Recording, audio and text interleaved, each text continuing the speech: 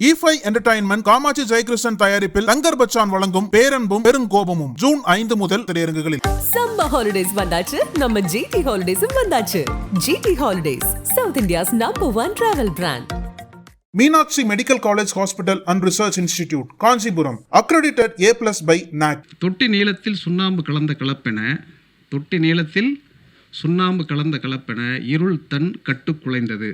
ஒரு அதிகாலையை பற்றி அவர் எழுதுகிற ஓமை அது நல்லா யோசிச்சு பாருங்கள்.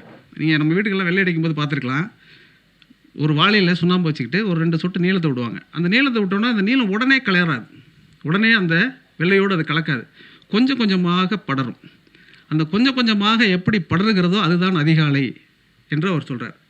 அந்த அதிகாலைக்கு இவ்வளோ அற்புதமான ஒரு ஓமையை பாவேந்தர் எழுதியிருக்கிறார் என்பதை நீங்கள் எப்படி புரிந்து கொள்ள வேண்டும் என்றால், இன்றைக்கு சூரிய ஆட்சியாக இருக்கக்கூடிய இந்த ஆட்சி எப்படி கொஞ்சம் கொஞ்சமாக இருளை விரட்டி கொண்டிருக்கிறது என்பதை நீங்கள் புரிந்து கொண்டால் அது புரியும். நான் ரொம்ப சிம்பிளாக இன்றைக்கி வரும்போது கடந்த ஒரு 4-5 நாட்களாக செய்திகளை பார்த்து கொண்டிருக்கிறவர்களுக்கு தெரியும்.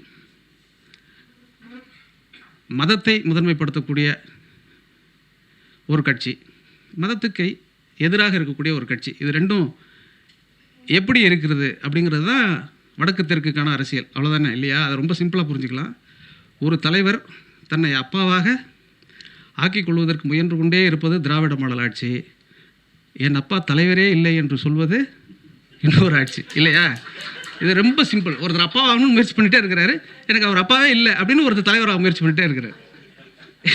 ரொம்ப ஈஸியாக தமிழ்நாட்டில் இந்த அரசியலை நீங்கள் புரிந்து கொள்வதற்கு சின்ன சின்ன சம்பவங்களே போதுமானது தான். நம்ம அன்றாட வாழ்க்கையில் நாம் பார்க்கக்கூடிய சின்ன சின்ன சம்பவங்களே நம்மளை திரும்ப திரும்ப இந்த அரசியலை இருத்தி கொண்டே இருக்கிறது. நம்மளை பற்றின ஒரு சுய உணர்வோடு சுயமரியாதையோடு நாம் இயங்க வேண்டும் என்பதை அது சொல்லிக்கொண்டே இருக்கலாம். நிறைய இன்றைக்கு முத்தமிழ் அறிஞருடைய பிறந்தநாள் என்பதினாலேயும் ஒரு சம்பவம், சின்னக்குத்தி ஐயாவை பற்றி நானும் தோழர் எழியன் அவர்களும் அடிக்கடி அவரை சந்தித்திருக்கிறோம். இன்றைக்கி அவரை பற்றி ஒரு செய்தியை படிச்சுட்டே வந்தேன். அது ரொம்ப ஆச்சரியமாக இருந்தது. கலைஞரோடு அவருக்கு இருந்த அந்த உறவை பற்றியெல்லாம் அவர் நிறைய எழுதியிருக்கிறாரு. அதில் ஒரு சம்பவம் எனக்கு அப்படியே ஞாபகத்திலிருந்து மாறாமல் இருந்தது. எப்படி நான் கலைஞருடைய நினைவாற்றலை பற்றி அவர் சொல்கிறார். அவர் நினைவாற்றலை பற்றி சொல்லுகிற பொழுது என்ன சொன்னார், அவர் மேடையில் எப்படி பேசுவார் இதெல்லாம் சொல்லிகிட்டே இருந்திருக்கிறார். அப்படி பல இதெல்லாம் குறிப்பிட்டுட்டே வந்துட்டு அவர் சொன்னார், திருவாரூரில் ஒரு மாநாடு நடந்துச்சு. அந்த மாநாட்டில் தலைவர் அந்த கூட்டம் எப்படி நடக்கிறது, மாநாடு எப்படி நடக்கிறது, மேடை எப்படி போடுறாங்க எல்லாத்தையும் பார்த்துக்கிட்டே இருந்தார். அந்த குறிப்பிட்ட அந்த காலம் அப்போ தான் தொலைபேசி வந்துருந்துச்சு. நான் தொலைபேசியெல்லாம் சினிமாவில் தான் பார்த்துருக்குறேன். அந்த தொலைபேசியை வச்சு ஒரு மாநாடு நடத்துகிறாங்கங்கிறதே எனக்கு அன்றைக்கி ஒரு பெரிய செய்தியாக இருந்தது. அந்த மாதிரி நேரத்தில் மாநாட்டு வேலைகள் நடக்கும்போது தலைவரும் வந்திருந்தாங்க. மாநாட்டு பந்தலில் அவங்க உட்காந்துருக்காங்க. நானும் ஒரு பக்கத்தில் இருந்தேன். உட்காந்தோடனே அந்த தொலைபேசி மணியை அடித்தோடனே போய் எடியா அப்படின்னு சொல்லி தலைவர் சொன்னார். நான் போய் எடுத்தோடனே காட்டூர் ராமையா பேசுகிறேன், ஐயா இருக்காங்களான்னு கேட்டார். எனக்கு என்ன பண்ணுறதே தெரியல. இருக்காருன்னு சொல்லிட்டு ஃபோனை வச்சுட்டு நான் இவர்கிட்ட காட்டூரார் பேசுகிறாரு அப்படின்னு சொன்னேன். ஃபோனை வச்சுட்டியா அப்படின்னு கேட்டார். ஆமாம் ஃபோனை வச்சுட்டேன்னு சொன்னேன். இதுக்கு தான் அவினாசி செட்டியார் அன்றைக்கே சொன்னார் அப்படின்னு சொல்லிட்டு போனார். அவினாசி செட்டியார் அன்றைக்கே ஒரு சொன்னார் அப்படிங்கிறதுக்கும் இவர் ஃபோனை வச்சதுக்கும் எந்த சம்மந்தமும் கிடையாது, இல்லையா? சின்னக்குத்தி செய்ய ஃபோன் வந்ததுன்னு காட்டூரார் ஃபோன் பண்ணாருன்னு தான் கலைஞர்கிட்ட சொல்கிறாரு. கலைஞர் என்ன சொல்கிறாரு, இதனால தான் அவினாசி லிங்கம் செட்டியார் அன்றைக்கே சொன்னாரையா அப்படின்னு சொல்லிட்டு இவர் போய் அந்த ஃபோனை எடுத்து திருப்பி அவர் பேசினாருன்னு சொல்லிட்டு வர்றாரு. அதுக்கப்புறம் அந்த குறிப்பு அவர் எழுதுறாரு. அவினாசி செட்டியார் 10 வருஷத்துக்கு முன்னாடி எழுதினாராம். என்ன எழுதினார்னா, அவர் அப்போ கல்வி அமைச்சராக இருக்கும் பொழுது ஆசிரியராக இருக்கிறவர்கள் விஞ்ஞான அறிவு எதுவுமே இல்லாமல் இருக்கிறார்கள். சுவிட்சை போட்டது கூட லைட் எரியும் என்பது தெரியாமல் சுவிட்சை எப்படி ஆன் செய்வது ஆஃப் செய்வது என்று கூட அறியாத அறிவிலிகளாக இருக்கிறார்கள் என்று எனக்கு வருத்தமாக இருக்கிறதுன்னு கல்வி அமைச்சர் சொல்லி பேசியிருக்கிறார். இப்போ என்னென்னா, இவர் திட்டினதுக்காக இவர் வருத்தப்படுறதா, அவர் நினைவாற்றலை கண்டு மகிழ்ச்சி அடைகிறதான்னு சொல்லிட்டு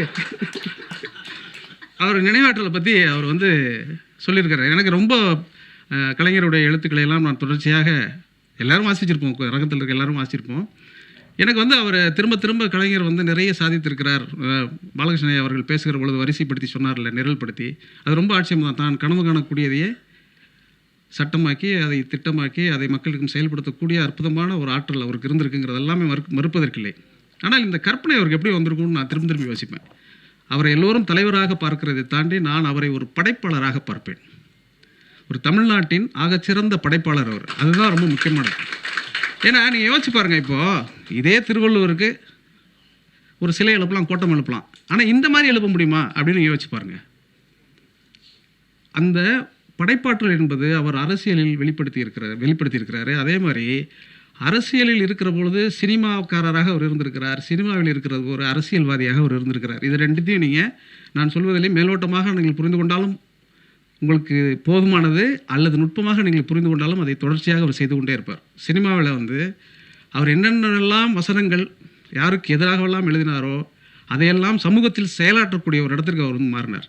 அந்த மாற்றம் என்பது ரொம்ப முக்கியமானது. அது எல்லாருக்கும் கிடைக்காது, இன்னும் குறிப்பாக படைப்பாளனுக்கு கிடைக்காது. ஏன்னா கணக்கு படைப்பாளனுக்கு வரவே வராது. ஆனால் இவ்வளவு கணக்கோட ஒரு படைப்பாளர் எப்படி இருந்தாருங்கிறது தான் கலைஞரை நாம் எப்பவும் வியக்கக்கூடிய ஒரு பேராற்றல் மிக்கவராக காட்டக்கூடிய ஒரு செயல். அது இன்னும் தாண்டி அவருடைய கடிதங்களை எல்லாம் படிக்கும்போது நான் 2007 நெல்லையில் நடந்த இளைஞரணி மாநாடு அப்படின்னு சும்மா நானாக சும்மா ரேண்டமாக ஒரு வரிசையாக ஒரு 4-5 நாள் இவர் என்ன செஞ்சுருப்பார், 4-5 நாள் என்ன இவர் எழுதினார்னு பார்க்கணுன்னு ஆசைப்பட்டேன்.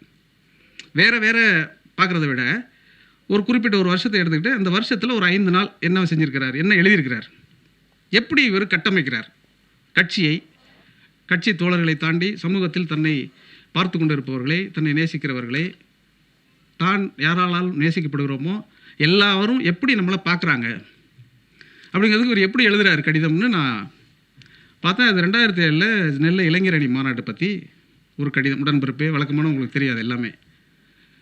அந்த கடிதத்தில் அவர் எழுத ஆரம்பிக்கிறார். முதல் முறை இது மாதிரி இளைஞரணி மாநாடு நடக்க போகுது, உடன்பிறப்பே நான் ஒன்று அழைக்கிறேன். இந்த நேரத்தில் எனக்கு ஒரு ஞாபகம் வருது. என்ன ஞாபகம் வருதுன்னா 1900 எல்லாமே இன்றைக்கும் பொருந்திடும். இந்த இந்திய எதிர்ப்பு, இந்த எல்லாமே அந்த கடிதங்கள் எதுவுமே இந்த கடிதங்கள் வேஸ்ட் கிடையாது. எல்லா கடிதத்தையும் மறுபடியும் மறுமுரசொலில் எடுத்து டேட்டு மாற்றி நீங்கள் போட்டுடலாம். ஏன்னா அப்படியே தான் இந்த அரசியல் சூழல் என்பது ஒன்றியத்தில் இருக்கிறவர்களுக்கான பதில்களாக தான் இன்றைக்கும் அந்த கடிதங்கள் எல்லாமே இருக்குது. அதில் அவர் எழுதுகிறாரு, 1965 இந்தியை எதிர்த்து முரசொலியில் நான் கட்டுரை எழுதியதற்காக என்னை கைது செய்வதற்காக ஒரு நள்ளிரவில் 12 மணிக்கு என்னை அழைத்து கொண்டு போனார்கள் அப்படின்னு ஒரு காட்சியை விவரித்து ஆரம்பிக்கிறார். எல்லா அரசியல் கட்சி தலைவர்களும் ஆகுவாங்க. போலீஸ் கூட்டிகிட்டு போகும், ஸ்டேஷனில் கொண்டு போய் வச்சுருப்பாங்க, சாப்பாடு வாங்கி கொடுக்க மாட்டாங்க, டீ வாங்கி கொடுக்க மாட்டாங்க, யாரையும் பார்க்க விட மாட்டாங்க. இதெல்லாம் தானே இருக்கும். இதெல்லாம் தான் அவர் எழுதுவார், இதெல்லாம் எழுதுகிறார். இதெல்லாம் எப்படின்னா சீன் பை சீனாக வருது. என்னை கூட்டிகிட்டு போனாங்க. எப்படி கூட்டிகிட்டு போனாங்க தெரியுமா? ஒரு லாரியில் கூட்டிகிட்டு போனாங்க அப்படின்னு அந்த சீன் ஆரம்பிக்குது. லாரியில் இன்னைக்கு யோசிச்சு பாருங்களேன், ஒரு முத்தமிழ் அறிஞர் என்று இத்தனை முறை ஆட்சியில் இருந்த ஒருவரை தொடக்க காலத்தில் அவர் எப்படியெல்லாம் அவரை நடத்தியிருக்கிறார்கள்ங்கிறத படித்து பார்த்தீங்கன்னா உங்களை அறியாமலே உங்கள் கண்கள் கசிகிற அளவுக்கு அது அந்த காட்சிப்படுத்திக்கிட்டே வருவார். லாரியில் அழைச்சிட்டு போகிறாங்க, ஏற்கனவே ஒரு உடம்பு முடியாமல் இருக்குது, ஆஸ்பத்திரியில் காட்ட மாட்டேங்கிறாங்க, எங்கே கொண்டு போகிறாங்கன்னு தெரியல. ஏன்னா இவர் நெல்லையில் மாநாடு நடக்குது, அதுக்கு தான் அவர் எழுதுகிறார். ஏன்னா நெல்லை பாளையங்கோட்டை சிறையில் அவர் போய் அரசார செய்தி தான் இது எல்லாமே. இதுக்கு வரிசையாக அவர் எழுதியிருக்கார். மதுரையில் என்ன பண்ணாங்க, திருச்சிக்கு கொண்டு போனாங்க, திருச்சியில் என்ன பண்ணாங்க, இப்படி வரிசையாக எங்கேயுமே சாப்பாடு வாங்கி கொடுக்கல, இடையில டாக்டர் வச்சாங்க. அப்புறம் ஒரு நாள் கொஞ்சம் நேரம் ஒரு 2 மணி நேரம் தூங்க விட்டுட்டு திருப்பி கூட்டிகிட்டு போனாங்க. திருப்பி போது போய் அதுக்கப்புறம் கொண்டு என்னைய பாளையங்கோட்டை சிறையில் தனி சிறையில் அடைத்தார்கள். இது வரைக்கும் முடிஞ்சிருச்சு. அந்த செய்தியை சொல்லி முடிச்சிட்டார். அந்த கொட்டடியில் நான் மட்டும் தனியாக இருந்தேன். என் அறையிலிருந்து பார்த்தேன், ஒரு புளிய மரம் இருந்தது, இலை உதிர்ந்த புளிய மரம் அப்படின்னு முடிச்சிட்டார் ஒரு கட்டுரை. இலை உதிர்ந்த புளிய மரம் முடிச்சுட்டு ஒரே ஒரு அணில் குஞ்சு வந்தது, அது மட்டும்தான் என்னோடு பேசி கொண்டிருந்தது, அதை எடுத்து கொண்டு போய் என்னோட அறைக்குள் வைத்து கொண்டேன். பாவம் அதற்கும் என்னை போல் நோய் போல, என் வேதனைகள் அதுக்கு புரியுமோ புரியாதோலாம் எழுதி முடிக்கிறாரு. எனக்கு அதெல்லாம் பெருசாகவே படலை. எல்லாத்தையும் எழுதிட்டு வந்தவர் அந்த கிளை உதிர்ந்த புளிய மரத்தில் கொண்டு ஏன் அந்த கடிதத்தை முடிச்சார் சொல்லிட்டு, எனவே நெல்லையில் மாநாடு இருக்கிறது, உடன்பிறப்பே வந்துவிடு அப்படின்னு அந்த கடிதம் முடிஞ்சிருச்சு. 2வது கடிதத்தில் என்ன எழுதுறாருன்னு திருப்பி படிக்கணும்னு ஆர்வம் வந்துருதில்ல. இப்போது திருப்பி படித்தேன். நான் திருப்பி படித்தா இந்த புளிய மரம் சில 100 ஆண்டுகளுக்கு முன்பாக இந்த புளிய மரத்தில் தான் கட்டபொம்மன் தூக்கு மாட்டிக்கொண்டு இறந்து போனாலும் ஆரம்பிச்சிடறாருங்க. சரி, இது இப்படி ஆரம்பித்து அந்த வரலாறு ஃபுல்லாக சொல்கிறார். அப்புறம் கட்டபொம்மனுக்கு கோட்டை எழுப்பின சம்பவங்கள்லாம் சொல்லி, அந்த கோட்டை எழுப்பு சம்பவத்தில் ஒரு முக்கியமான விஷயம், மணலி கந்தசாமி அவர்களும் காசுப்பு அவர்களும் அழைத்து ஒரு முறை அவரை கைத்தாருக்கு வர சொல்லி அந்த பகுதிகளெல்லாம் காட்டுறாங்க. இடிந்து கிடக்கிற அந்த கோட்டையை எல்லாத்தையும் காட்டுறாங்க. காட்டினோடனே அவர் காட்டும் பொழுதே புரிஞ்சுக்கிறாரு, இதெல்லாம் சரி பண்ணணுங்கிறதுக்காக தான் நம்மளை கூப்பிட்டு காட்டுறாங்கன்னு. அதுக்கப்புறம் கோட்டை எழுப்பி அந்த கோட்டை திறப்பு விழாவுக்கு மாப்போசி எல்லாம் கூப்பிட்டு விழா நடக்குது. அந்த விழாவில் என்ன நடந்தது அப்படியெல்லாம் பேசிக்கிட்டு வரிசையாக மணலி கந்தசாமி பேசியது, காசுப்பு பேசியதெல்லாம் குறிப்பிட்டுறாரு. குறிப்பிட்டு முடிச்சுட்டு அதில் மாப்போசி, இன்றைக்கி மாப்போசியை நம்ம என்ன எல்லோரும் எப்படி பார்க்குறோங்கிறதெல்லாம் தெரிஞ்சுக்கும். அன்றைக்கி மாப்போசி என்ன பேசினாருங்கிறத அந்த கட்டுரை நீங்கள் படிச்சிங்கன்னா தான், அந்த கடிதத்தை படிச்சிங்கன்னா தான் புரியும். அதில் வந்து பேசுகிற பொழுது மாப்போசி அவர்கள் பேசுகிற பொழுது சொன்னார், இப்படியான கோட்டையெல்லாம் கட்டி எழுப்புகிற பொழுது அண்ணா அவர்கள் இருந்திருந்தால் எவ்வளோ சந்தோஷப்பட்டிருப்பார் என்று தலைவர் அவர் கருணாநிதி அவர்கள் நினைக்கக்கூடும். அப்படி அவர் நினைக்கிறதுக்கு அண்ணா இல்லையே என்று வருத்தப்பட வேண்டியதில்லை, அண்ணாவாக நான் இருக்கிறேன் என்று அவர் சொல்கிறார். அண்ணாவாக நான் இருக்கிறேன் அவர் தான் சொல்லிட்டாரு, கலைஞர் சொல்லலை அந்த கடிதத்தில். இப்படியெல்லாம் நம்மை பேசியவர்கள் அப்படின்னு சொல்லிட்டு அடுத்து முடிச்சிடறேன். சரி, இப்படி ஒரு 4 நாளுமே பார்த்தீங்கன்னா, ஒரு 4 நாள் கூட்டத்திற்கு முன்னே நெல்லை மாநாட்டுக்கான அழைப்பு விடக்கூடிய கடிதத்தில் இந்த வரலாறு சொல்கிறார். அதுக்கப்புறம் செண்பகராமன் பேசுகிறாரு. அப்புறம் எல்லா வரலாறையும் சொல்லி முடித்து விட்டு அழைக்கக்கூடிய அந்த அழைப்பு இருக்கு இல்லையா, அது ரொம்ப ஒரு வரலாற்று பூர்வமான அறிவை இந்த இளைஞனுக்கு கடத்தக்கூடிய ஒரு செயலை அவர் தொடர்ச்சியாக செய்து கொண்டே இருக்கிறார். மன்றம் இன்றைக்கு செய்திருக்கக்கூடிய இந்த முயற்சியை கூட நான் எப்படி பார்க்கிறேன் என்றால், இந்த பழைய வரலாறுகளை எல்லாம் நீங்கள் மறுபடியும் பேசிக்கொண்டே இருக்க வேண்டும். இன்றைக்கு இருக்கக்கூடிய மிக பிரச்சனை என்னென்னா, தோழர் ஷர்மிளா அவர்கள் பேசுகிற போல சொன்னார், இன்றைக்கு இளைஞர்களுக்கு பெருசாக ஒன்றும் தெரியவில்லை, அவர்கள் வந்து நுனிப்புல் மீது விட்டு பேசுகிறார்கள், அரசியல் உள்வாங்கிக் கொள்ளவில்லை, பஞ்சு டைலாக்கை பற்று பதறுகிறார்கள்னு சொல்கிறாரு. அது வந்து பதறுகிறாலும் நம்ம பிள்ளைகளை நம்ம குறை சொல்ல முடியாது. ஏன்னா அதுக்கு நம்ம கூட ஒரு காரணம் தான். நாம் இன்றைக்கு சொல்ல ஆரம்பித்திருக்கிறோம், நாம் நீ தொடர்ச்சியாக சொல்ல வேண்டும் என்கிற ஒரு இடத்திற்கு மன்றம் வந்திருக்கிறது. இந்த மன்றம் தொடர்ச்சியாக சொல்லணும் அப்படின்னு நான் நினைக்கிறேன். நிறைய செய்திகளை எல்லாம் நம்ம சமூகத்திலேயே வந்து வேற எந்த சமூகத்தை தாண்டி தமிழ் சமூகத்தில் இருக்கக்கூடிய கலை இலக்கிய மரபு இருக்கு இல்லையா, அது ரொம்ப முக்கியமான ஒரு மரபு. எப்படி பெரியார் வந்து மிக பெரும் சீர்திருத்தத்தை எல்லாம் இங்கே கொண்டு வந்தார், அண்ணா அவர்கள் மாபெரும் தலைவராக எழுந்து இந்த பூமியில் என்ன விஷயங்கள்லாம் செய்தார் அப்படின்னா, அது பெரியாரிலிருந்து தொடங்குவதாக நாம் கருதிவிட முடியாது. இன்னும் இதற்கு முன்னாக நம்ம பார்த்தா நம்முடைய வழக்காறுகளிலேயே அப்படி நிறைய செய்திகள் இருக்குது. ஒரு சின்ன ஒரு வழக்காட்டு இருக்காது. சிவசுப்ரமணியம் ஒரு மார்க்சிய அறிஞர் நிறைய நாட்டுப்புற வழக்காறுகளை பற்றியெல்லாம் தொடர்ச்சியாக ஆய்வு செய்து கொண்டிருக்கிறவர் ஒரு கதை சொல்லுவார். நீங்கள் எல்லாம் கேட்டிருக்கக்கூடும், இருந்தாலும் இல்லைனாலும் நான் சொல்கிறேன். ஒரு கதை, ஒரு நாய், ஒரு பெண் நாய், அந்த நாயை பற்றின ஒரு கதை. அது அந்த நாயை வந்து வயசாகிடும், அதுக்கு ஒரு பையன் இருக்கும். இந்த பையனுக்கு வந்து கல்யாண வயசாயிரும். உடனே இந்த நாய் என்ன பண்ணும், சரி நம்ம பையனுக்கு ஒரு பொண்ணு பார்த்து கல்யாணம் பண்ணி வைப்போமேன்னு சொல்லிட்டு அந்த நாயை வெளியில் கிளம்பி சகுனம் நல்லா இருக்கான்னு வெளியில் வந்து நின்று பார்க்கும். வெளியில் பார்த்தோன்னா லட்சுமி தேவி போகும். லட்சுமி தேவி பார்த்தோன்னா இந்த பெண்ணை என்ன பண்ணுன்னா, ஐயோ இந்த ஆக்கங்கட்ட மூதையை போகிறேன், இந்த நேரத்தில் போனாங்க சகுனம் சரியில்லைன்னு சொல்லிட்டு உள்ளே வந்துடும். ஊரில் இருக்கிறவனுக்கெல்லாம் பதட்டம் மேடையில் லட்சுமி தேவி போகுது, சகுனம் சரியில்லை, இந்த நாய் உள்ளே போகுது அப்படின்னு சொல்லிட்டு. சரி நாய் அப்படி தான் போகும் அப்படின்னு தானே எல்லாம் நினைப்போம். சரின்னு கொஞ்ச நேரம் கழித்து திருப்பி வரும். வெளியில் வந்தோன்னா பூமாதேவி குறுக்க போகும். ஐயோ இவன் 100 ஆக்கங்கட்டவளாச்சு, இவன் எதுக்கு வரான்னு சொல்லிட்டு திருப்பி போயிடும். மக்கள் வந்து பதட்டமாயிருவாங்க. அடுத்தது 100 சரஸ்வதி வரும். சரஸ்வதியும் அதே மாதிரி சொல்லும். இது 3 பேரும் இப்படி சொன்ன உடனே ஊர் மக்களே குழம்பி போய் ராஜா கிட்ட ஓடுவாங்க. ராஜாகிட்ட ஓடி போய், ராஜா இந்த மாதிரி இந்த நாய் வந்து லட்சுமி வந்துச்சு, சரஸ்வதி வந்துச்சு, அதுக்கப்புறம் பூமாதேவி வந்துச்சு, எல்லா பார்த்தாலும் இந்த ஆக்கங்கட்ட மூதேவி வருது, இது எதுக்கு நான் பார்க்கணுன்னு சொல்லிட்டு அது அம்மா போயிடுச்சு, இந்த நாய் போயிடுச்சு, எங்களுக்கு ரொம்ப பதட்டமாக இருக்குது, என்ன பண்ணுறதுன்னு தெரில அப்படின்னு. கொஞ்சம் நேரம் கழித்து ஒரு மூதேவி போகும். அடடா வந்துட்டாலே அற்புதமானவ, இந்த நல்ல சகுடம்னு சொல்லிட்டு அது கிளம்பி போகும். இந்த மாதிரி 3 பேரையும் அவாய்ட் பண்ணிவிட்டு 4வது வந்த மூதேவி பின்னால் போய் நல்ல சகுனம்னு போயிடுச்சு ராஜா அப்படின்னு சொன்னோடனே ராஜாவுக்கு அந்த நாயை பார்க்குற ஆசை வந்துடும். என்னடா சம்மந்தம் இல்லாமல் ஒரு புதிய ட்ரெண்ட் அந்த அம்மா கிரியேட் பண்ணுதுன்னு சொல்லிட்டு அந்த நாயை கூட்ட சொன்னோன்னே நாய்கிட்ட வந்து சொல்லுவாங்க, இந்த மாதிரி ராஜா உன்னை கூப்பிடணுங்கிறாரு அப்படின்னோடனே, ஐயோ ராஜா எனக்கு மாமனார் முறை, நான் வரமாட்டேன்னு சொல்லிவிடும். எனக்கு நாங்கள் சம்மந்தி, அதனால் நான் வரமாட்டேன்னு சொல்லிவிடும். இதையும் போய் சொல்லுவாங்க ராஜா. ராஜா இன்னும் கடுப்பாயிருவான். அவனுக்கு எப்படி இருக்கணும் யோசிச்சு பாருங்கள். ராஜா சம்மந்தி மரேன்னு சொன்னேன். சரி இப்போ நீ இல்லை வந்து தான் ஆகணும், நீ வந்து தொடச்சி இந்த மாதிரி 3 தடவை வேலையை பண்ணிட்டேன், ஊர் மக்கள்லாம் பயங்கர பதட்டத்தில் இருக்கிறாங்க, ஏற்கனவே நாங்கள் வணங்கிட்டு இருக்கிற லட்சுமியை அவமானப்படுத்திட்டேன், சரஸ்வதியை அவமானப்படுத்திட்டேன், பூமாதேவியை அவமானப்படுத்திட்டேன், நாங்களும் வர முடியாதுன்னு சொல்லிடும். நாங்கள் நீ வரலன்னா அவ்வளோதான் பிரச்சனை ஆகிடும்னு சொன்ன உடனே சரி அப்படின்னா நான் வருவேன், ராஜா வந்து உட்காரணும், எனக்கும் ராஜாவுக்கு இடையில குறுக்க ஒரு துணியை போடணும்னு. இந்த துணியை போடுற கதை தெரியுதா உங்களுக்கு? இந்திரா காந்தி மகா பெரியவா எப்படி சந்திச்சாருன்னு குறுக்க இந்த நடுப்புற ஏன்னா சகுனம் சரியில்லைன்னு சொல்லிடும். இது ராஜாவுக்கு எப்படி இருக்கும் நீங்கள் யோசிச்சு பாருங்கள். உடனே அவர் கேட்பார், ஏன் இப்படி சொன்னேன், லட்சுமி தேவி வந்த உடனே நீ வந்து ஆக்கம் கட்டவன்னு சொன்னியாமே அப்படின்னோடனே, ஆமாம் எல்லோரும் தான் நாட்டில் கும்பிட்றாங்க, எல்லாத்தையும் அந்த லட்சுமி போகிறா, யாரோ இருக்கப்பட்டவன்ட்ட தானே போகிறா மேலும் மேலும், அதனால் அவள் ஆக்கம் கட்டவன். ரைட்டு. சரஸ்வதி, ஆமாம் அவங்களும் ஆக்கம் கட்டவன் தான், எல்லா பேரும் தான் படிக்கிறான், எல்லாருமே பாஸ் ஆகிறான், திடீர்னு நீட்டுலாம் வேறு கொண்டு வரான். அதனால் இது பெரிய இந்த சரஸ்வதி விளங்காது. சரி, பூமாதேவி என்ன? பூமாதேவி, ஆமாம் நான் எல்லோரும் தான் உழைக்கிறான், எல்லோரும் தான் பண்ணுறான், சில பேருக்கு சொந்தமாக நிலம் இருக்குது, சில பேருக்கு நிலம்லாம் போயிடுது, அது என்ன பூமாதேவின்னு சொன்னேன். சரி, இதெல்லாம் ரைட்டு. அப்போ மூதாவி மட்டும் ஏன் சொன்னேன் அப்படின்னா, மூதாவி எல்லார்கிட்டையும் இருக்குது, அதுக்கு எந்த பிரச்சனையும் கிடையாது, எல்லாரோடையும் ஒற்றி உறவாடுது, யார் வேணாலும் அதை சொந்தம் கொண்டாடிக்கலாம், எல்லாருக்கும் சொந்தம் கொண்டாடுற ஒன்று தான் சிறந்த தெய்வமாக இருக்க முடியும். அதனால் மூதேவின்னு சொன்னேன். இப்போ என்ன அவர் கோபம் வந்துடும்னா, சரிம்மா நீ மூதேவி, ஸ்ரீதேவி, லட்சுமி, சரஸ்வதி பற்றி சொன்னதெல்லாம் பரவாயில்ல, எனக்கு மாமனார் முறைன்னு சொன்னியாமே அது என்ன? இல்லை ராஜா, அந்த உண்மையை நான் சொல்லிடுறேன். போன வாரம் உங்கள் அரண்மனையில் ஒரு கல்யாணம் நடந்துச்சுல்ல, அப்போ நான் வந்தேன் எச்சியிலையை சாப்பிட்றதுக்கு.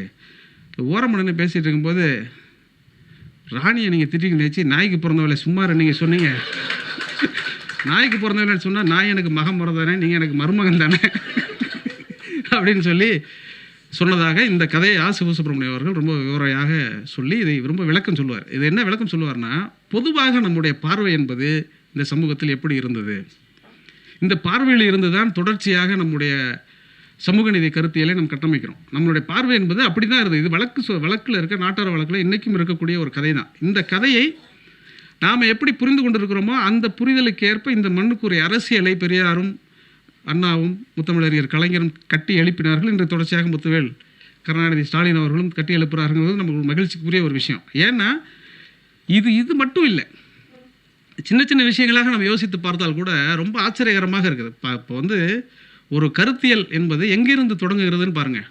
இப்போ நான் வானவமலை அவர்கள் முத்துப்பட்டன் கதைன்னு சொல்லிட்டு ஒரு கதைப்பாடல், அந்த கதைப்பாடல் நான் எதுக்கு சொல்கிறேன்னா, எவ்வளோ தொடர்ச்சியாக இருக்குது. நான் எல்லா கூட்டங்களிலும் பாலகிருஷ்ணன் ஐயா பேசுகிற பேச்சையெல்லாம் நான் தவறாமல் கேட்பேன். நான் மட்டுமில்லை, எங்கள் குடும்பமே கேட்போம். அவர் எப்போதுமே சொல்லுவார், அந்த விட்ட இடம் தொட்ட இடம் என்று சொல்வது மாதிரியே இந்த காலத்தினோட தொடர்ச்சியை சங்க இலக்கியத்திலிருந்து அழைத்து கொண்டே வருவார். எனக்கு அது பெரிய பார்வையாக இருந்தது.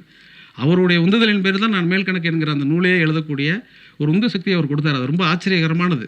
ஒரு IAS அதிகாரியாக இருந்து கொண்டு அவர் சங்க இலக்கியத்தின் மீது எனக்கு ஒரு ஆர்வத்தை தூண்டி அது ஒரு புத்தகமாக எழுதி, இன்றைக்கு அந்த புத்தகம் ஏராளமான பிரதிகள் விட்டு தீர்கிறது. அப்படின்னா அந்த ஆர்வத்தை திரும்ப திரும்ப நீங்கள் சொல்லிக்கொண்டே இருப்பதன் மூலமாக வந்தது தான். அப்படி அந்த ஆர்வத்தை சொல்லி சொல்லி வளர்த்து அது தொடர்ச்சிங்கிறது ரொம்ப முக்கியமானது. அவர் இப்போ இன்றைக்கி எல்லா விஷயத்தையும் விவரணையாக சொன்னார். கல்வியை பற்றி ஆரிய படை கடந்த நெடுஞ்செழியன் உற்றுலை கொடுத்து ஒரு உரி வழங்கியும் பிற்றை நிலை முனியாத கற்கை நின்றே பிறப்பு ஒரு எண்ணவுடன் வயிற்றுள்ளும் சிறப்பின் பாலால் தாயும் மனம் திரியும் ஒரு குடி பிறந்த பல்லோர் உள்ளும் மூத்தோன் வருகை என எண்ணாது அவனுள் அறிவுடையோன் 6 அரசு செல்லும் வேற்றுமை தெரிந்த நாற்பால் உள்ளும் கீழ்ப்பால் ஒருவன் கல்வி கற்பின் மேல்பால் ஒருவனும் அவன்கண் படுமேங்கிற அந்த மொத்த பாட்டு தான் தமிழ்நாட்டினுடைய மொத்த அரசியல். ஆனால் இதெல்லாம் நமக்குள்ளே சேர்றதுக்கு இதற்கு முன்னால் இருக்கக்கூடிய படைப்பாளர்கள், எழுத்தாளர்கள், விமர்சகர்கள் எல்லாரும் கடத்தி கடத்தி கடத்தி கடத்தி தள்ளி கொண்டு வந்திருந்தாலும் கூட ஒரு படைப்பு எப்படி முயல்கிறதுங்கிறது ரொம்ப முக்கியமான விஷயம். ஷர்மிளா அவர்கள் பேசுகிற பொழுது ரொம்ப சொன்னார், என்னையெல்லாம் இந்த மாதிரியான பெண்கள் படிக்கவில்லை என்றால் நான் அக்ரகாரத்தில் எங்கேயாவது ஒரு வயிற்றில் ஒன்றும் கையில் ஒன்று வைத்து கொண்டு கரண்டியை கிண்டி கொண்டு இருப்பேன் அப்படின்னு அவர் சொல்கிறாங்க. அப்படி சொல்கிறாங்கிறது உணர்வுபூர்வமாக உள்ளத்திலிருந்து இதயத்தின் அடி ஆழத்திலிருந்து வரக்கூடிய சொற்கள். அது சும்மா சொல்ல வைத்து சொல்லக்கூடிய சொற்கள் அல்ல, ஒரு பெண்ணாக அவர் உணர்ந்த அந்த சொற்கள். அது இந்த முத்துப்பட்டன் கதை அப்படின்னு சொல்லிட்டு ஒரு கதை இருக்குது. அந்த கதையை நீங்கள் கேட்கவில்லை என்றாலும் இன்றைக்கி போய் நீங்கள் கேட்டுருங்க. நான் சொல்கிறது எல்லாத்தையும் நீங்கள் போய் ஒரு தடவை எல்லாத்தையும் செக் பண்ணி பார்த்துக்கோங்க. நான் உணர்ந்ததையும் உங்களோட பகிர்ந்து கொள்ளக்கூடிய ஒரு மேடையாகத்தான் இதை கருதுகிறேன். அந்த முத்துப்பட்டன் கதைங்கிறது எனக்கு தெரிஞ்சு இன்றைக்கி வந்திருக்கக்கூடிய பல சினிமாக்களுடைய அடிப்படையான கதை கரு அந்த முத்துப்பட்டன் கதை தான். ஒரே ஒரு காட்சி மட்டும் இல்லை, அது இன்னும் கொஞ்சம் காலத்தில் வந்துடும். என்னன்னு நான் சொல்லிடுறேன். அந்த கதையை ரொம்ப சிம்பிளான கதை தான் அது. ஆரியக்குடியில் பிறந்த அந்தணனாக இருக்கக்கூடிய முத்துப்பட்டன் ரொம்ப ஒரு 7 சகோதரர்களுக்கு பிறகு 8வதாக பிறப்பான். மிகப்பெரிய வீரன், கடைசி பையங்கிறதுனால ரொம்ப செல்லமாக வளர்த்துருவாங்க. ஆரியக்குடியில் பிறந்த அந்தணன் அவன், அதை நல்லா கவனமாக வச்சுக்கோங்க. அந்தணன் அவன், அதனால் வீட்டுக்கு அடங்காமல் இருப்பான். என்ன பண்ணுன்னு தெரியாது. திடீர்னு நீ சரியாக வீட்டுக்கு அடங்க மாட்டேங்கிற, நீ போன்னு சொல்லிட்டு ஒரு ராஜாட்ட போய் வேலைக்கு சேர்ந்துடும். வீட்டை விட்டு ரொம்ப தூரத்துக்கு போயிடுவான் அவன். அப்புறம் அவனுக்கு ஒரு கல்யாண வயசு வந்த உடனே வீட்டில் இருக்கிற சகோதரர்களாக சேருவாங்க. பையனுக்கு வயசாகி போச்சு, நம்ம கல்யாணம் பண்ணுவோம்னு சொல்லிட்டு அவனை போய் கூட்டிகிட்டு வரதுக்காக அந்த சிற்றரசன்ட்ட போய் கூட்டிகிட்டு வருவாங்க. வர்ற வழியில் ரொம்ப தூரம் நடந்து வந்துட்டு இருப்பாங்க. தாகம் எடுத்துரும். என்ன பண்ணுறதுன்னு தெரியாமல் ஒரு சிற்றோடை இருக்கும். அந்த ஓடைக்கிட்ட போய் தண்ணி குடிச்சிட்டு வரேன்னு சொல்லிட்டு அவன் போவான். போனாக்கா அங்கே ஒரு பாட்டு சத்தம் கேட்கும். 2 பெண்கள் அழகாக பாடிக்கொண்டிருக்கக்கூடிய ஒரு பாடல் சத்தம் கேட்கும். எட்டி பார்ப்பான், 2 பெண்கள் இருப்பாங்க. ஒருத்தர் பேர் திம்மக்கா, இன்னொருத்தர் பேர் பொம்மக்கா. இந்த 2 பேரையும் அவன் பார்த்துருவான். இந்த கதையில் சினிமாவில் எடுக்க முடியாத ஒரே காட்சி என்னென்னா, இந்த முத்துப்பட்டனுக்கு பார்த்த உடனே 2 பேர் மேலே லவ் வந்துடும். நம்ம சினிமா நடிகர்களுக்கு ஒருத்தர் மேலே தான் லவ் வரும். அதில் 2 பேரில் யார் ரொம்ப அழகாக இருக்காங்களோ அவங்க மேலே லவ் வரும். முத்துப்பட்டனுக்கு 2 பேர் மேலேயும் லவ் வந்துருச்சு. விஜய் சேதுபதி நடிச்சு வரா. அப்போ என்ன பண்ணுறதுன்னு தெரியாது. உடனே இந்த 2 பெண்களும் கையெடுத்து சொல்லுவாங்க, சாம்ப சிவ மூர்த்தி போல் தெரிகிறீர்கள் சாமி, என்னை தீண்டினால் பொறுக்குமோ பூமி, அப்படிலாம் பாடுவாங்க. அந்த பாட்டு ரொம்ப நீங்கள் கேட்டு பார்த்தீங்கன்னா ரொம்ப சந்தோஷமாக இருக்கும். சொல்லிவிட்டு அவங்க ஓடிடுவாங்க. ஓடி போய் வாழைப்பகடைன்னு அவங்க அப்பா, இந்த திம்மக்கா பொம்மக்காவோட அப்பா பேர் வாழைப்பகடை, அவர்கிட்ட போய் சொல்லுவாங்க. சொன்ன உடனே இது மாதிரிப்பா ஒருத்தர் யாருன்னே தெரியல, என்னை பார்த்தோன்னே எங்களை கட்டிக்கிறோன்னு சொல்கிறான் அப்படின்னு. 2 பேரில் யாரை கட்டிக்கிறேன்னு சொன்னால் 2 பேரையும் கட்டிக்கிறேன்னு சொன்னான் அப்படின்னு. ஐயோ அவன் ரொம்ப சிக்கலானவனாக இருப்பான் போல இருக்குன்னு சொல்லிட்டு அவர் கிளம்பி வருவார். கிளம்பி பார்த்தா இவன் மயங்கி கிடப்பான் கீழே. மயங்கி பார்த்தா அவன் உச்சி குடுமி இருக்கும், அந்தனன்ல பூணூல்லாம் போட்டிருப்பான், கீழே மயங்கி கிடப்பான். பொண்ணை கிண்டல் பண்ணுறானேன்னு சொல்லி கிளம்பி வந்த ஆள் இந்த கோலத்தை பார்த்த உடனே கை தட்டி எழுப்புவான். கீழே ஒருத்தர் மயங்கி கிடந்தனால நம்ம எப்படி எழுப்புவோம்? உடனே போய் உடம்பு தானே தட்டி அனுப்புவோம். அவர் உடம்பு தட்டி எழுப்ப மாட்டார். ஏன்னா இவர் சக்கிலிய குலத்தை சார்ந்தவர், அருந்ததியராக இருக்கிறவர் வாழைப்பகடை. அவன் அந்தனாக இருக்கிறான், மயங்கி கிடக்கிறான், அவன் உயிரை காப்பாற்ற வேண்டும் என்றாலும் கூட தொடக்கூடாது என்பதற்காக கையை தட்டி அவனை எழுப்புவார். அப்புறம் கொஞ்சம் நேரம் கழித்து அவன் எந்திரிக்க மாட்டான். ஒரு கல் பக்கத்தில் கிடக்கும், அதை எடுத்து மேலே போடுவார். மேலே போடுவார், ஒரு முழிச்சுக்குவார். என்னன்னு கேட்டோன்னே, இது மாதிரி என் பிள்ளைகளை பார்த்து இப்படி சொன்னீங்களாமே, அடிக்க வெட்ட வந்தவர் அவர், இது மாதிரி சொல்லிங்களாமேனோடனே, ஆமாம் எனக்கு உங்கள் பிள்ளைகளை பிடிச்சிருக்கு, நான் கல்யாணம் பண்ணிக்கலான்னு நினைக்கிறேன் அப்படின்னு அவர் சொல்லுவார். சொன்ன உடனே சொல்லுவார், சாமி நீங்கள் பார்க்கப்போ நீங்கள் அந்தனாக இருக்கிறீங்க, நாங்கள் தோளில் செருப்பு தஞ்சு வைக்கிறக்கூடிய சாதிங்க, நீங்கள் நம்ம கல்யாணம் திருமணம் பண்ணிக்க முடியாது, அப்புறம் இதெல்லாம் சரிப்படாது, உங்கள் ஆட்கள் எங்களை சும்மா விட மாட்டாங்கன்னு இன்னும் நிறையெல்லாம் இருந்திருக்குன்னு வச்சுக்கோங்களேன். பல மாரி செல்வராஜ், ரஞ்சித்லாம் உள்ளே வந்திருப்பாங்கன்னு நினைக்கிறாரு. இது நம்ம அதுக்குள்ளே கதையில் அங்கே வரல. அது சொல்லி முடித்தோடனே அவர் என்ன பண்ணுறாரு, ஒரு கட்டத்தில்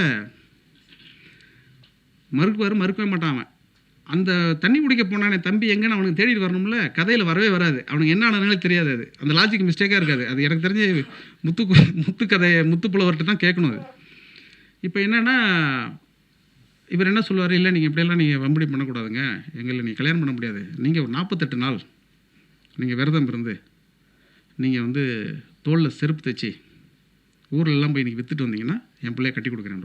காதல் உச்சமானது தானே, காதலை உயர்த்துவது தானே தமிழ் சமயத்தின் மரபு. அதனால் அவர் என்ன பண்ணுவார், 2 விஷயத்தை வாழைப்பகடை சொல்லுவார். உங்களுக்கு உச்சி குடுமையை நெரிக்கிடணும், பூணூலை அறுத்தெறிஞ்சிடணும், செருப்பு தைச்சி வைக்கணும்.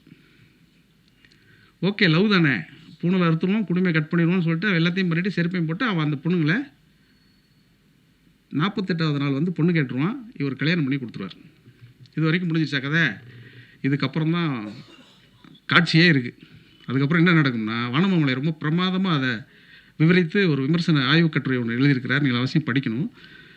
அவர் சொல்லுவார், அன்றைக்கு இரவு திருமணம் முடிஞ்ச அன்றைக்கி வழக்கம் போல் நடக்கும் இல்லையா, அன்றைக்கி என்னன்னா, தலையில் ஒருத்தி மடியில் ஒருத்தியை படுக்க வச்சுட்டு காலை ஒருத்தி மேலே காலை வச்சுட்டு தூங்கிட்டு இருக்கிற முத்துப்பட்டன்.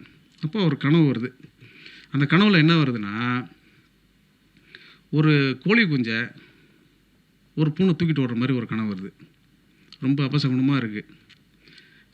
உடனே இப்படி கண்ணை முழிச்சு பார்க்குறாரு. ஒரு நாய் கதவு தட்டுது. என்னன்னு கேட்டோடனே, நாயை தொடர்ந்து ஒரு பையன் வரான்.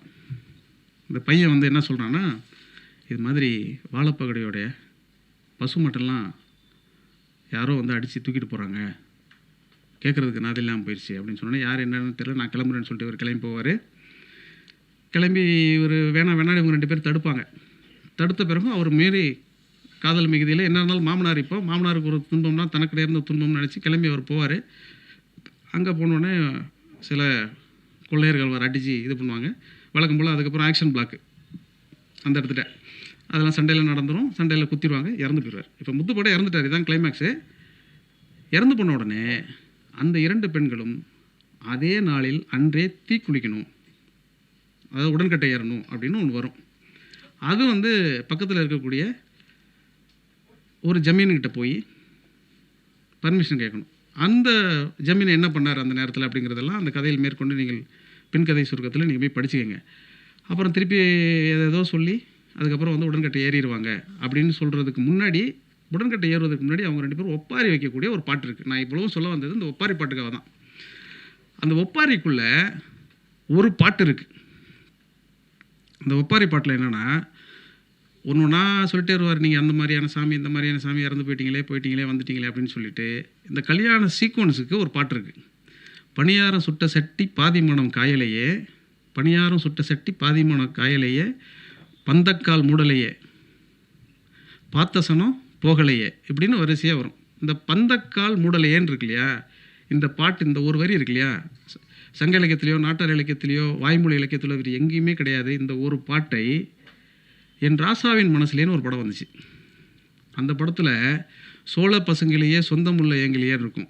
அதில் ஒரு வரி இருக்கும், வாசமுள்ள மல்லிகைப்பூ வாங்கி வந்த மல்லிகைப்பூ வாசம் என்னும் போகலையே, பந்தக்கால் பள்ளம் என்னும் மண்ணெடுத்து மூடலையேன்னு வரும். நீங்கள் எத்தனை ஆண்டுகள் கழித்து நாட்டார் வழக்கில் நாட்டாரினுடைய வாய்களில் இருக்கக்கூடிய ஒரு விஷயம் திரையிசை பாடலாக வருகிறது என்றால் இளையராஜா மாதிரியான இசைஞானிகள் இந்த மண்ணில் பழந்தமிழ் இலக்கியங்களை எல்லாம் பரிச்சயம் கொண்டவராக இருப்பதனால் நடக்குதுன்னு நீங்கள் புரிஞ்சுக்கங்க. இந்த ஒரு வரியை நீங்கள் எடுத்துக்கங்க. இந்த ஒரு வரியை மட்டும் வச்சுட்டு இந்த முத்துப்பட்டன் கதை மொத்தத்தை நீங்கள் படிச்சிங்கன்னா சமூக நீதியினுடைய, சமூக அவலத்தினுடைய அத்தனை பிரதிபலிப்புகளும் அந்த கதை வந்து சொல்லிக்கிட்டே போயிட்டே இருக்கும். இது எப்படி வந்து சாத்தியம் இருக்குங்கிறத மட்டும் நம்ம யோசிச்சுக்கணும். நம்ம வந்து பெருமிதம் கொள்வதுங்கிறது பண்பாட்டு அரசியல் என்பதையெல்லாம் தாண்டி அரசியல் அறிவு பெற்றவர்களாகவே தொடக்க காலத்திலேருந்து நம்ம திரும்ப திரும்ப வரக்கூடிய ஒரு சூழலை தந்திருக்குங்கிறது ரொம்ப முக்கியமானது. இன்னும் சொல்லப்போனால் நான் நிறைய நேரம் பேசுகிறேன்னான்னு எனக்கு தெரியல. நான் ரொம்ப அவளோட கேட்க இருப்பது வந்து ஜெயரஞ்சன். நான் பேசுகிறத விட அவர் பேசுகிறது தான் முக்கியமானது, பொருத்தமானது. இதெல்லாம் தாண்டி நான் ரொம்ப நேரம் பேசிட்டு அவருக்கு டைம் குறைஞ்சிருச்சுனாக்க வீட்டுக்கு போனோன்னா என் பொண்ணு காவியா கேட்கும், அங்கிள் பேசுகிறதெல்லாம் போய் கெடுக்கிற மாதிரி நீங்கள் ஏதோ சினிமா கதையெல்லாம் பேசிட்டு இருந்தீங்களான்னு சொல்லி. ஏன்னா போகும்போதே சொன்னிச்சப்போ நீங்கள் சினிமா கதையெல்லாம் பேசிடாதீங்க, அவங்க ஏதோ கொஞ்சம் பிரயோஜனமாக பேசுவாங்கன்னு சொல்லி தான் அனுப்பிச்சாங்க. இருந்தாலும் இதை நான் சொல்லிவிட்டு நிறைவு செய்து கொள்கிறேன். ஒரு சங்கப்பாட்டு இருக்குது. இப்போது எல்லா விஷயத்தையும் தொடர்ச்சியாக நம்ம ஒன்றொன்றாக பார்த்து கொண்டே இருக்கிற பொழுது இந்த பாரி கபிலன் உறவை பற்றி எல்லாருக்கும் தெரிஞ்சிருக்கும். பாரி கபிலன் உறவை பற்றி ஒரே ஒரு பாட்டு இருக்குது. அந்த பாட்டு வந்து தமிழ் சிந்தனையினுடைய தொடர்ச்சியை எப்படி நம்முடைய இலக்கியங்கள் கொடுத்து கொண்டே இருந்தது. மண் மொழி மானம் என்று பெரியார், முத்தமிழறிஞர் கலைஞர் எல்லாம் சொல்கிறார்களே, இந்த மண் மொழி மானம் இந்த மூன்றும் ரொம்ப முக்கியமானது. எப்படி வந்து அரசியல் அதிகாரம், சமூக அதிகாரம், மத அதிகாரம் இந்த மூன்றுக்குள் தான் ஒட்டுமொத்த அரசியல் அடங்கி இருக்கிறதோ, அதே மாதிரி தமிழக அரசியல் என்பது மண் மொழி மானம் இந்த மூன்றுக்குள்ளே தான் அடங்கிடும். இந்த மண்மொழி மானத்துக்கு ஏற்ப ஒரு சங்கப்பாட்டு இருக்குது. புறநானூற்றில் 116வது பாட்டு, கபிலன் எழுதிய அந்த பாட்டு. தீம் நீர் பெருங்குண்டு சுனை பூத்த கோளை அப்படின்னு ஆரம்பிக்கக்கூடிய அந்த பாட்டு. அந்த பாட்டில் ஒரு வரி பற்றி நான் சொல்கிறேன். நோகா யானே தேகமா காளை அப்படின்னு ஒரு வரி வரும். நோகா யானே தேகமா காளைனா இதை பார்க்குறதுக்காக நான் உயிரோடு இருந்தேன் அப்படின்னு வர்றது தான் அந்த வரி, வேறு ஒன்றும் இல்லை அதுக்கு அர்த்தம். அது எதை பார்த்து அப்படி சொன்னார் கபிலன் அப்படின்னா, கபிலர்கிட்ட பாரி இறந்து போனதுக்கு பிறகு 2 குழந்தைகளையும் கையில் கூப்பிட்டு ஒப்படைச்சி, என் பிள்ளைகளை ஏதோ நல்ல கரை சேர்த்துருப்பான்னு சொல்லிட்டு இறந்து போயிடுறார். இவர் பல இடங்களுக்கு பொண்ணு பார்க்க போயிட்டே இருக்கிறாரு, யாரும் வரன் கொடுக்க வரலை. ஏன்னா ஒரு அரசன் இழந்து போனதுக்கு பிறகு அந்த அரச குடும்பங்கள் என்ன ஆகுங்கிறது எல்லாருக்கும் தெரியும் இல்லையா. கபிலன் போராடி பார்க்குறாரு, ஒன்றும் நடக்கலை. அப்போ ஒரு எங்கேயோ போய் யாரையோ ஒரு அரசனை, சிற்றரசனை பார்த்து இவர்களை திருமணம் செய்து வைப்பதற்காக போயிட்டு முடியாமல் திரும்பி வரும்பொழுது இந்த 2 குழந்தைகளும் இந்த 2 பெண்களும் தன் வீட்டு ஓரத்தில் இருக்கக்கூடிய ஒரு மதில் சுவரில், குப்பை மேட்டு மதில் சுவரின் மேல் ஏறி நின்று மலையை நோக்கி போய் கொண்டிருக்கக்கூடிய உப்பு வண்டியை 1, 2, 3 என்று எண்ணிக்கொண்டிருக்கிறார்கள். மலை மேலே போயிட்டு இருக்க உப்பு வண்டியை 1, 2 எண்ணிக்கொண்டிருக்கிறதுங்கிறது பெரிய விஷயமே கிடையாது. அந்த பாட்டில் கபிலன் சொல்லுவார், ஒரு காலத்தில் பரம்பை நோக்கி வந்த சிற்றரசர்கள் மூவேந்தர்களை துரத்தும் பொழுது இந்த பரம்பை நோக்கி எத்தனை குதிரைகள் வந்தன என்று எண்ணிக்கொண்டிருந்த இந்த குழந்தைகள் இன்றைக்கு உப்பு வண்டியை எண்ணிக்கொண்டிருக்கிறது அப்படின்னு சொல்லுவார். உப்பு வண்டிக்கும் குதிரைக்கும் என்ன சம்மந்தம்னு இப்போ நீங்கள் யோசிக்கலாம். நல்லா யோசிச்சு பாருங்கள். உப்பு என்பது மலையிலே வசிக்கக்கூடியவர்களுக்கு தேவையற்றது. ஏன்னா மலையிலே வசிக்கிறவர்கள் தேன், திணை, கிழங்கு, பழம் இதை தான் சாப்பிடுவாங்க. அவங்களுக்கு உப்பு தேவையே கிடையாது. ஆனால் பாரி இறந்ததற்கு பிறகு மலை மீது உப்பு வண்டி வந்து கொண்டிருக்கிறது என்றால் இந்த தேசம் சிதைவுற்று விட்டது, இங்கே இருக்கக்கூடிய வழக்கம் சிதைவுற்று விட்டது, இங்கே இருக்கக்கூடிய உணவு முறை சிதைவுற்று விட்டது. எனவே உப்பு வண்டி போய் கொண்டிருக்கிறது. இந்த உப்பு வண்டியை எண்ணிக்கிட்டு இருக்க இந்த குழந்தைகளுக்கு ஒரு காலத்தில் தன்னுடைய அப்பாவை வெல்ல முடியாமல் வந்த குதிரைகளை எண்ணிக்கொண்டிருந்த இந்த குழந்தைகள் உப்பு வண்டி எண்ணிக்கொண்டிருக்கிறதே, இதை பார்க்குறதுக்கு நான் உயிரோடு இருக்கிறேன் அப்படின்னு சொல்லி நோகா யானை தேகமா காளை என்கிற அந்த ஒற்றை வரி வந்து சொல்லக்கூடிய செய்தி இது. இந்த காட்சியை பார்க்குறதுக்காக இப்போ சாதாரணமாக நீங்கள் பார்த்தீங்கன்னா இது புரியாது. ஆனால் கபிலர் வந்து என்ன விஷயத்தை இந்த பாட்டுக்குள்ளே சொல்கிறாருங்கிறத ரொம்ப நுட்பமாக யோசித்து கொண்டால்தான் புரியும். ஆனால் நுட்பமாக யோசித்துக் கொள்வதற்கான இடம் வைத்திருக்கக்கூடிய ஒரு இலக்கியம் சங்க இலக்கியமாக நமக்கு வாய்த்திருக்கிறதுங்கிறது இல்லையா? அதற்காக நாம் எல்லோரும் ஒரு விதமாக பெருமிதம் கொள்ளலாம். அதை மன்றத்தில் அமர்ந்து பேசக்கூடியதாக இந்த ஆண்டிலும் இந்த ஜூன் 3 நாம் எல்லோரும் இருந்திருக்கிறோம். இது எல்லாரையும் உள்வாங்கிக் கொள்ள முடிகிறது என்றால் இந்த இலக்கியம் எவ்வளவு உயிர்ப்போடு இருக்கிறதுங்கிறது ரொம்ப முக்கியமானது. இந்த உயிர்ப்பை திரும்ப திரும்ப நாளைய தலைமுறைக்கு நாம் கடத்துவதற்கான இந்த மன்றம் தொடர்ச்சியாக செயல்பட வேண்டும் என்று நான் விரும்புகிறேன். தோழர் லெலின் அவர்களுக்கு நான் சொல்லக்கூடிய ஒரே இது, அடுத்த கூட்டங்களெல்லாம் இன்னும் கொஞ்சம் நன்றாக பேசக்கூடிய என்னை மாதிரி ஆட்களை எல்லாம் அழைக்காமல் நன்றாக பேசக்கூடியவர்களை அழைத்து நீங்கள் பேச வைக்க வேண்டும். இந்த அரங்கத்திலேயே வந்திருக்கக்கூடிய சூர்யா சேவியர் அவர்கள் இன்றைக்கு 8 மணிக்கு எவனை போய் எந்த விவாதத்தில் யாரையாவது தாக்குவார் என்ற ஆவலோடு காத்திருக்கிற நேரத்தில் அவர் மாதிரி அவர்களெல்லாம் இங்கே நீங்கள் சிறைப்படுத்தி அமர வைக்கக்கூடாது. குறிப்பாக மாண்புமிகு அமைச்சர் அவர்கள் இந்த அரங்கத்தில் அமர்ந்து முழுமையாக இந்த உரையெல்லாம் கேட்டுக்கொண்டிருக்கிறார். ரொம்பவும் பெருமிதமாக இருக்கிறது. சின்ன சின்ன விஷயங்களில் கூட இந்த அரசாங்கம் எடுத்துக்கொண்டிருக்கக்கூடிய கவனம் என்பது நாளைய தலைமுறைக்கான அந்த சிந்தனை என்பது நமக்கு பாவேந்தன் கொடுத்த, பெரியார் கொடுத்த சிந்தனை. நான் இந்த சொல்ல வந்தது, இந்த கூட்டத்திற்கு நான் வர வேண்டும் என்று நினைத்தது வந்து சமீபத்தில் முதல்வர் அவர்கள் அறிவித்த இந்த பாவேந்தர் பிறந்த தினத்தை வந்து தமிழ் வார விழாவாக அறிவித்த ஒரு செய்தி. நீங்கள் நல்லா யோசிச்சு பாருங்கள். எனக்கு சில நேரங்களில் முத்தமிழறிஞர் கலைஞர் மீது கூட சின்ன வருத்தமெல்லாம் கூட வந்திருக்கு. பாவேந்தரை அவர் இன்னும் கூடுதலாக தூக்கி பிடித்திருக்கலாமோ என்று கூட எனக்கு தோன்றியது உண்டு. எங்கெல்லாம் கலைஞர் விட்டாரோ அதையெல்லாம் தொட்டுவிடக்கூடியவராக ஸ்டாலின் அவர்கள் இருக்கிறார் என்பதனால் என் குலம் என்றுனை தன்னிடம் ஒட்டிய மக்கள் பெருங்கடல் பார்த்து மகிழ்ச்சிக்குள் அறிவை விரிவிசை அகண்டமாக்கு விசால பார்வையால் விழுங்கு மக்களை மானிட சமுத்திரம் நான் என்று கூவு. நன்றி, வணக்கம். நக்கீரன் டிவிக்கு சப்ஸ்கிரைப் செய்யுங்கள். உங்கள் ஆதரவே எங்கள் பலம். ஆசிரியர்களுக்கு நண்பனாகவும் மாணவர்களுக்கு ஆசானாகவும் திகழும் தேர்வு வழிகாட்டி. ஒவ்வொரு பாடத்திற்கும் அனுபவமிக்க ஆசிரியர்களின் துல்லியமான தெளிவான விடைகள். CNC இருக்கு, தேர்வு பயம் எதற்கு? இது தீரன் பப்ளிஷிங் ஹவுஸ் விற்பனை வெளியீடு.